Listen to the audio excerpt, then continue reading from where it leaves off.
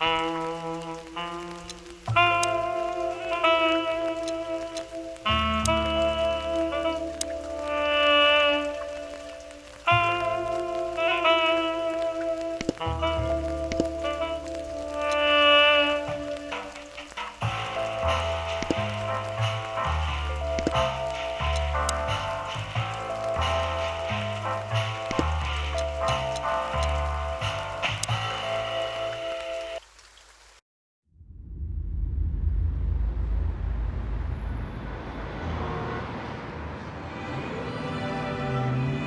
ran out to get a pack of cigarettes, but I left my wallet at home.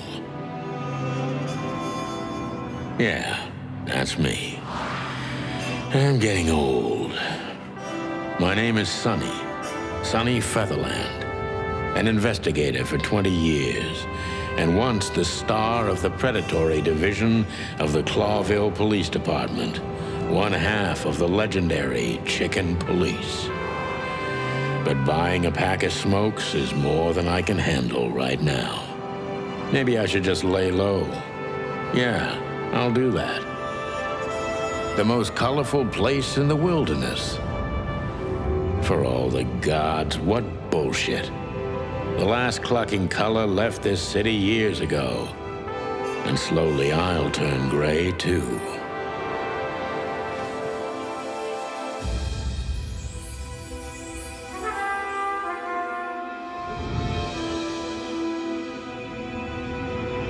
Still, what do I expect?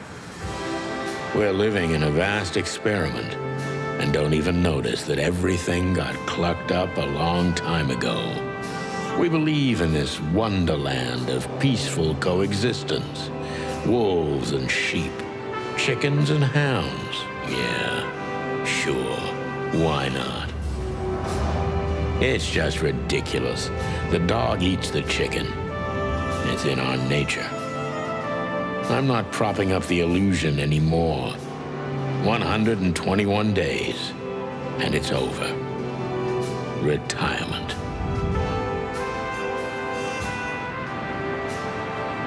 What could possibly go wrong?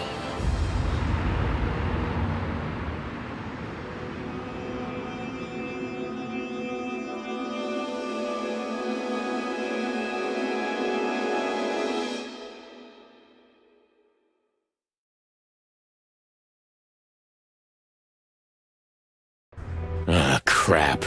My office lock is a piece of shit if a dame can pick it. She stood in the darkness. The light painted stripes on her body. It whispered secret little things that were never there in the first place. But she was no zebra. Reality was just a light switch away. Elizabeth or Charlotte? I was sure she'd have a sophisticated-sounding name. She had a bygone look in her eyes, older than this ancient building, and perhaps the whole city itself. Or maybe I'm just drunk. But she was the first womanly thing in my place for a long time, so I had to give her a chance.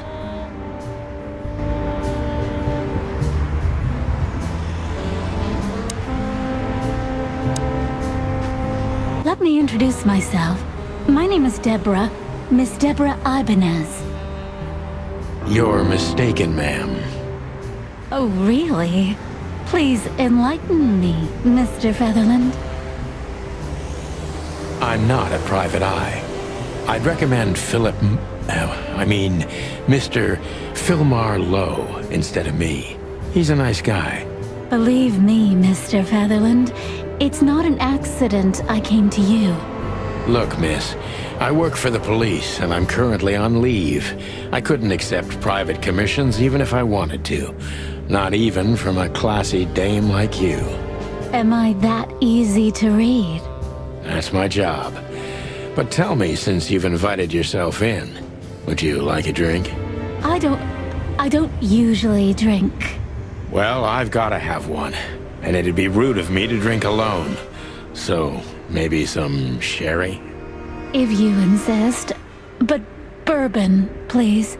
Thank the wild ones. That's all I have. What a coincidence. So come on, spill it from the beginning.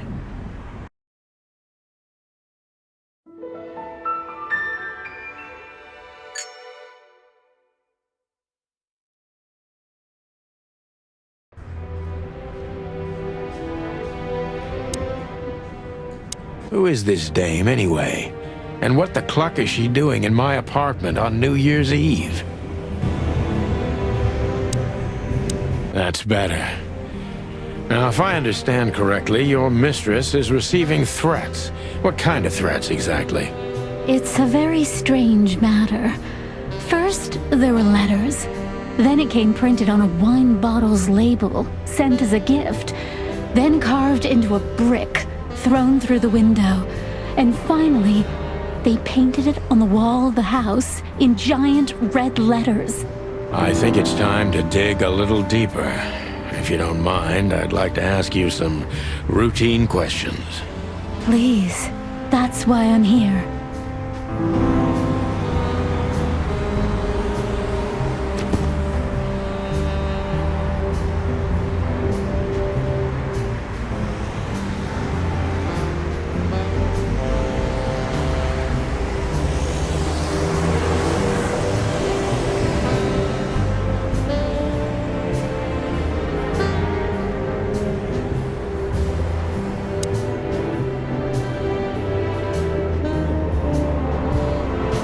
I don't even know what these papers are.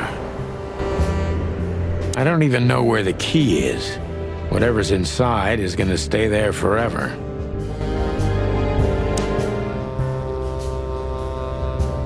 We used to be star cops a few years ago. Tabloid press, radio interviews, and even a book series. I don't miss those days. Of course, Marty, my old partner, would disagree. He just loved the spotlight.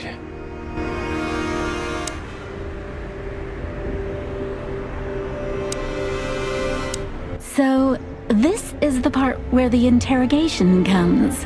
Like in those detective movies. Something like that, Deborah. Yes.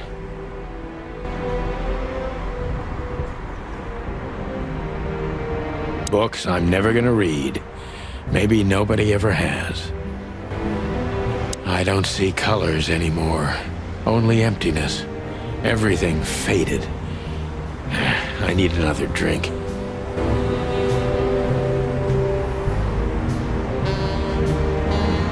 I wanted to travel the world when I was a kid, but I think I'm gonna end up dead in here, whether I like it or not. Behind that door lies the kingdom of dirty clothes, cigarette butts, and empty bottles.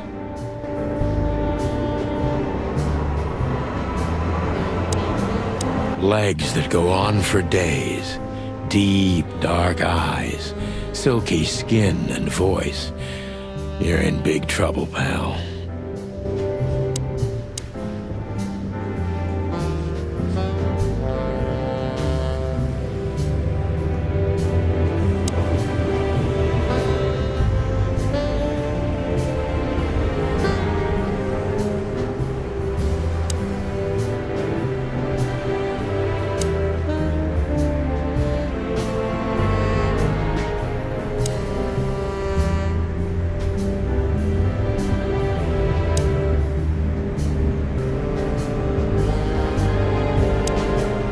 I must be cautious and smart.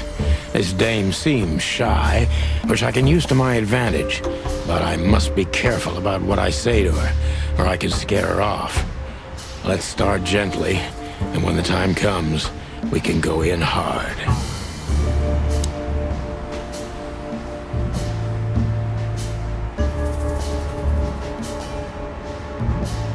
Who exactly are you, ma'am? I'm not somebody important, Mr. Featherland. You're important enough to deal with such a delicate matter, right? I carry out the wishes of my employer, nothing more. This means simple paperwork, most of the time. You've been thrown into deep water, sweetheart. Tell me, can you even swim? Believe me, this is just as unpleasant for me as it is for you, if not even more.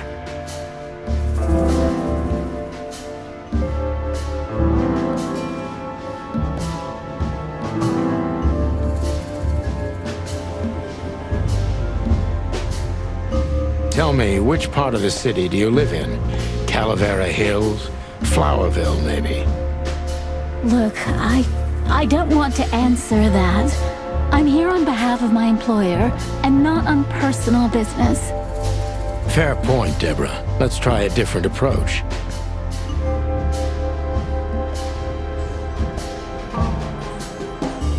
Why did you have to visit me this particular evening? I have my reasons. I may look like a silly little fawn, and maybe I am, but I still have common sense. I don't doubt that for a second, Miss Ibanez. This day is essential to my mistress, and she thought it's also important to you. A message in itself, for sure. But to be honest, even you are. You know what? I'll just take that as a compliment, even if it wasn't meant as such.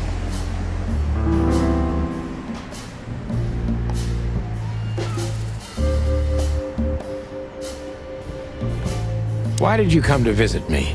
Why not your employer herself? My employer is Miss Natasha Katsenko. She hasn't been leaving her home lately, only if she really has to. How so? Miss Natasha is afraid. She's scared because of those unwanted messages, and everyone knows who she is. So she's that kind of woman. I don't know what you mean. Of course you do, Deborah. Thank you, by the way. We're finally getting somewhere. We avoided the point long enough. Deborah's hiding something, no question. Let's focus on that.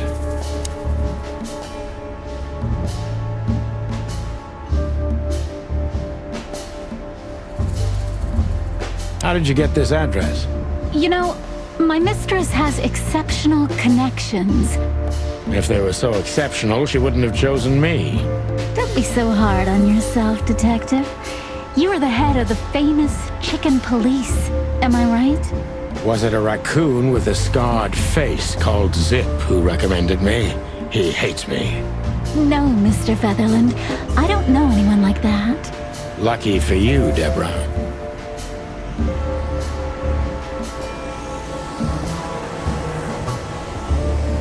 What exactly did you expect by coming here to meet me? I expected your help, just like my mistress said.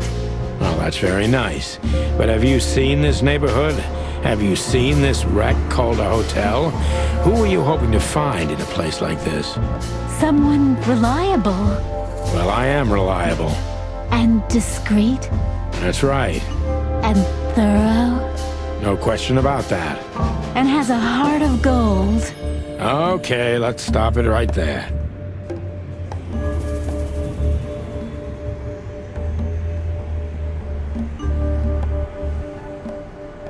Are you in some sort of jam? Nothing of the sort. There are simply things better left unsaid. Then you're wasting my time. I trust your instincts. You'll manage it. Yeah, and I have no other choice, right? To be honest, no, Mr. Featherland. Not really.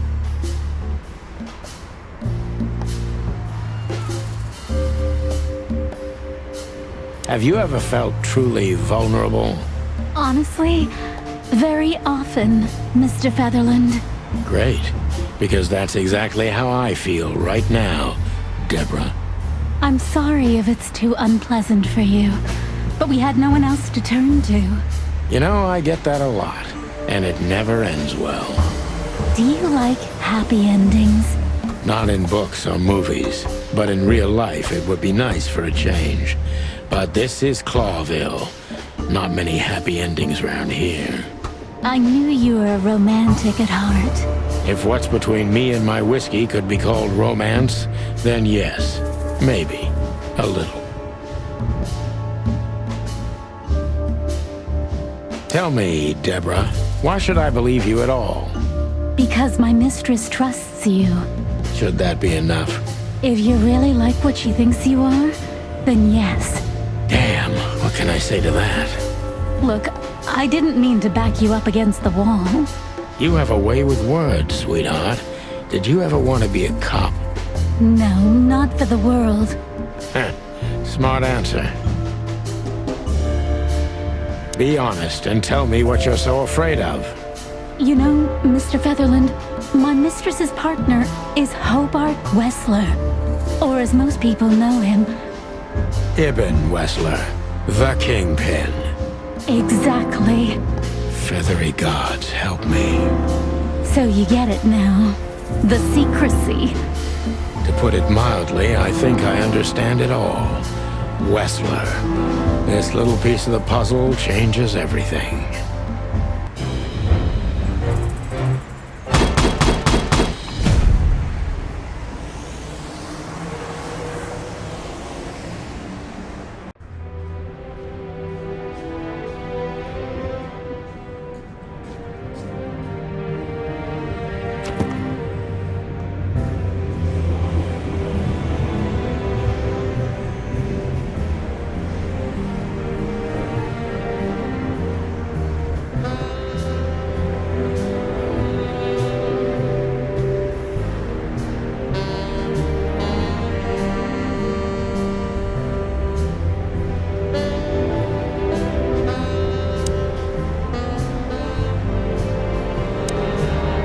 Why don't you take it to the police? Just go there and file a report.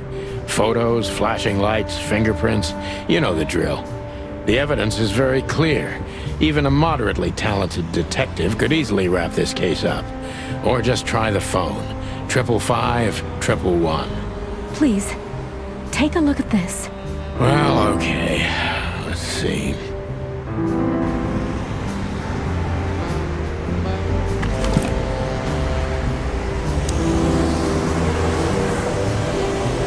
I know Molly very well.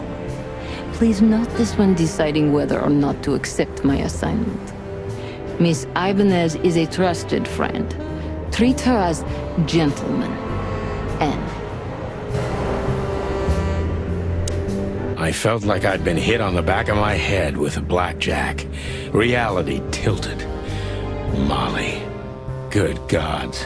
What was her name doing there? I glanced at the opposite wall, with the well-worn picture frames.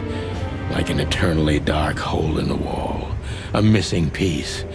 She was wearing a light silk dress and singing a lullaby. The waves caressing her beautiful long legs. Why Molly? Why now? Mr. Featherland? Santino, are you all right? What the hell is this supposed to mean? I don't know anything, Mr. Santino. My mistress told me to give this to you. She said you'd understand. Don't you? Oh, of course I understand, Miss Ibanez. I get it very well. But this case is becoming more and more confusing. It's starting to look like blackmail. Blackmail? Don't play innocent with me. But... All right. When can I visit? Visit? Me? Not you. Miss Katsenko. Oh, yes. You can find her at the Tsar Club. Didn't you tell me she's not the social kind? That she's especially unsociable? Or does she only like loud and crowded clubs? No, she's really not like that. But she owns the place. Judging by the flyer, it must be a very busy club, especially on New Year's Eve, right? I'm sure you'll have no trouble finding Miss Katsenko, but there's one small problem, Mr. Featherland. Let me guess. Mr. Wessler better not know about my visit. Exactly. How did you know? 20 years experience, ma'am. Oh, and please, call me Sonny. It was a pleasure to meet you, Sonny. I'll talk about the rest with Miss Katsenko in person. A good friend of mine would be happy to take you home if you'd like. I'd appreciate that, Sonny.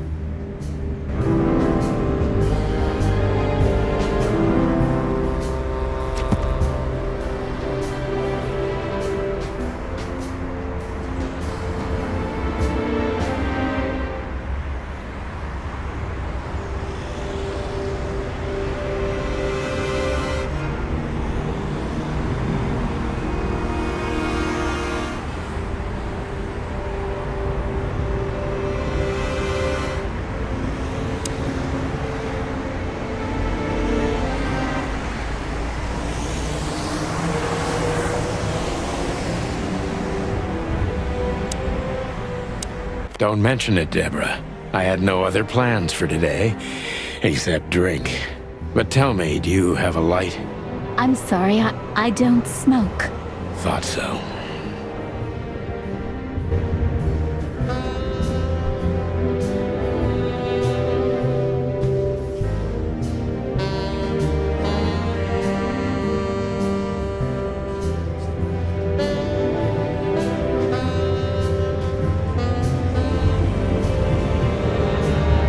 Maybe I'm just old, and while I'm clucking about nothing ever changing,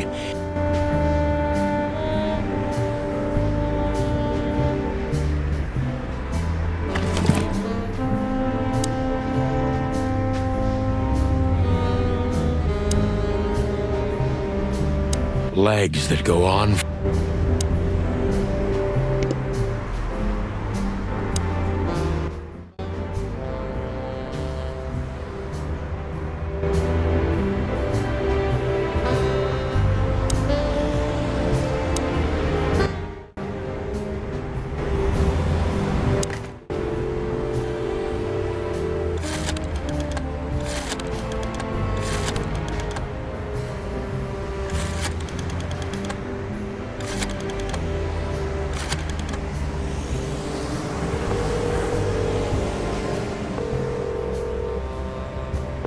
Hey, Lewis. Am I bothering you? No.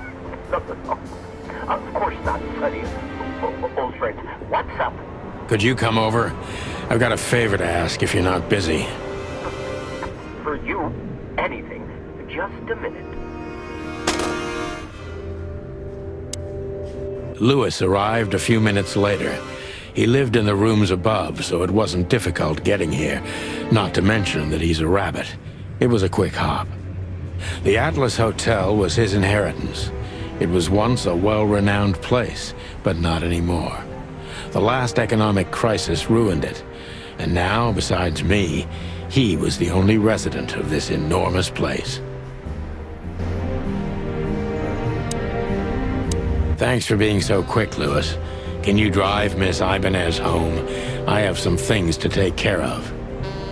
Of course, Sonny. You know, anything for you.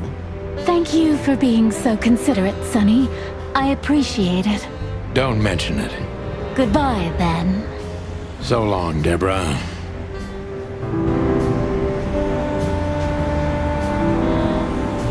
I need to grab my stuff first.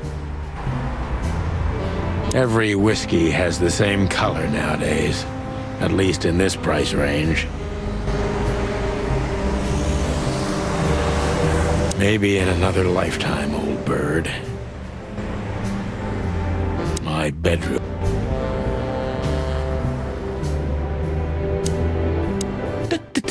Don't even mention it, my friend. You got anything planned for today? I thought I'd visit a nightclub. It's New Year's Eve, after all. Well, I didn't mean to hold you up. I'll ask a favor of you someday.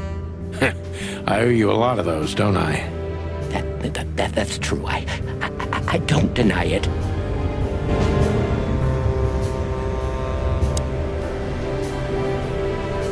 She doesn't seem so dangerous that I need to grab my gun, but you never know. My wallet and my badge. The wallet is real. The badge ain't. Chief Bloodboil took mine. So I got this one out of a pack of cornflakes, just in case.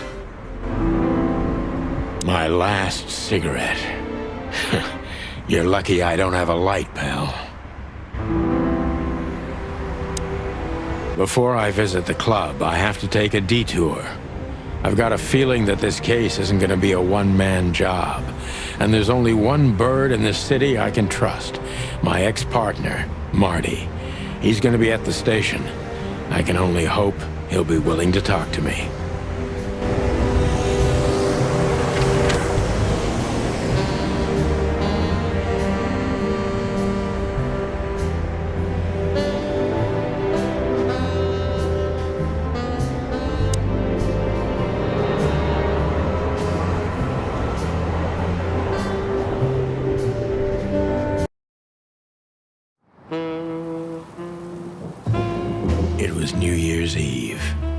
I was driving, half drunk, risking my whole life's work. But still, it didn't feel any different. Every day was the same. And the 121 days I had left till my retirement seemed like an eternity. When I look out the window of the hotel room I call home, I see the same thing every day. A woman in a red nightgown dances slowly in circles to smooth music. The 9 o'clock show, with a glass of cheap bourbon and the red gown with the silent music. In the meantime, the proud city of Clawville is slowly eating itself alive. And we're still here, with nothing left to lose but our sanity, while others, the smart ones, had already gone. Molly. Does her name really upset me this much? All those years of solitude, and I still jump without question every time I hear it. And then there's Marty, my ex-partner, who hates me. But I know I have to speak with him, no matter what. Why do I feel like the past is watching me on this goddamn night?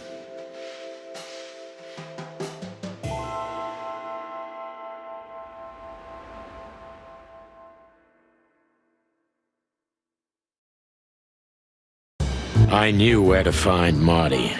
At the station, we'd always draw straws about holiday duty. Marty never joined in. He always took the New Year's Eve shift, even though he had someone to go home to. I understood. 10 years ago, we survived the night the press called the Bloody New Year. Forgotten by Clawville, but not by us. We both left parts of ourselves behind that night.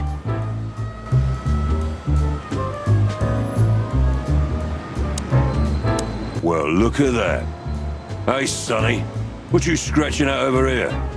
I heard the big boss threw you out. Tough luck, boys. I may not be on duty, but I'm still a cop, just like you. Well, more than you. Hey, you don't have to be so peckish, old bird. By the way, you're in luck. Blood Boil's not in tonight. Malloy is in charge. Oh, God. That clumsy buffalo is here tonight. If he doesn't end up in a cell again, he's lucky. You got it. You looking for Marty, eh? I see you're still the brains around here, Phyllis. Yeah, I'm looking for Marty. Birds of a feather flock together. I see you're still the funny guy round here. You'll find the giant feather duster at the shooting range. As always. Hey, Royce, I'm telling you this because maybe you'll be able to understand. If this prickly shithead makes another racist remark, I'll strangle him with his own raincoat. I'd love to see that. Hey, whose side are you on, you jerk?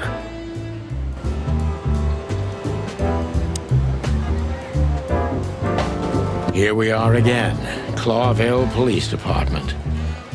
I've never been good at history, but if I'm not mistaken, this place has been a church, a hospital, and even some insane cult's secret hideout over the years. Anyway, the place holds the secrets of the ages, and some drunk pigs in the basement.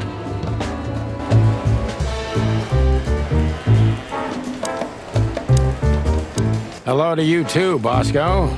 I see you're busy, as always. I've been sniffing around one of the rundown joints. You know how it goes.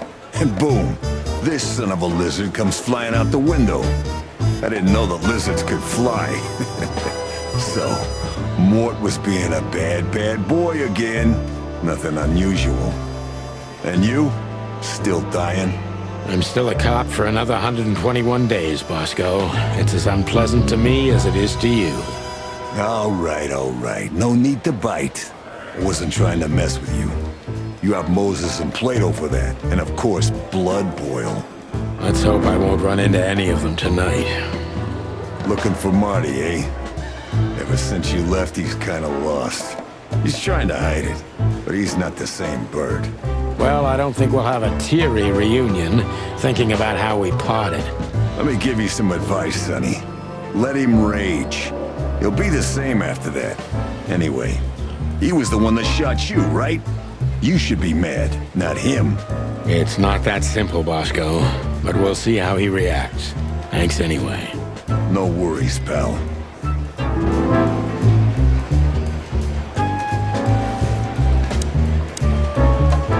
Hey, Monica. Hey, Boss Bird. What are you doing here? Shouldn't you be celebrating somewhere? Every day's a holiday since I got out of here. I can tell. But what are you doing here? Are you here for a file? You know, I'm a little busy right now. Yeah, you could look after a few things for me, but first I'd like to talk to Mr. Big Beak McChicken himself. Those two prickly assholes told me he's emptying the magazines in the hole. Like always. And if he carries on like that, he's gonna use up all our ammo. So it would be nice if you drag him out of there. You know how this day is for him. For him? You know I didn't mean it like that. Yeah, I know. Okay, so just sign here and you're good to go. Thank you, darling. Don't mention it, Boss Bird.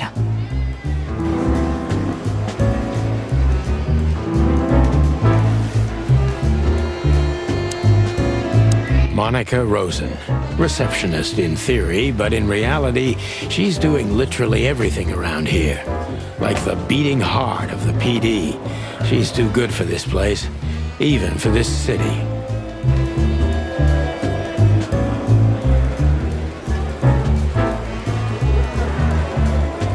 I'm really not in the mood to meet Deputy Malloy, or any of my ex-colleagues from the Predatory Division. This is gonna be a hard ride. Last time we saw each other, he had a smoking gun in his hand, and I was bleeding. I don't know how we can get past that, but it's worth a try.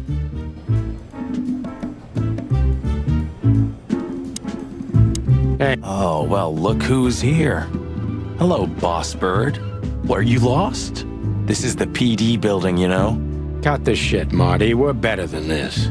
Well, at least you are. Better than anyone, huh? Marty, come on, let's forget that. What's past is past. Easy for you to say, Sonny. Damn it, Marty, you shot me, remember? I almost bled to death. Hell yeah, I remember. Unfortunately, my aim wasn't good enough. I need your help, okay? That's what you want to hear. Well, it's a start. Okay, I've said it. I won't do it again. Yeah, right. So, are you in? Just for tonight. Small case. We'll wrap it up in no time. What kind of case? A personal one. How personal? Very. The kind of case where if you come with me right now, you're not on duty anymore. Ooh, damn, Sonny. Stop it right there. I'm in. That's it? Do you know how boring life is here without your stupid, reckless shit? Soon enough, I'll shoot all the ammo in here out of boredom. Right, so, tell me, what's it about?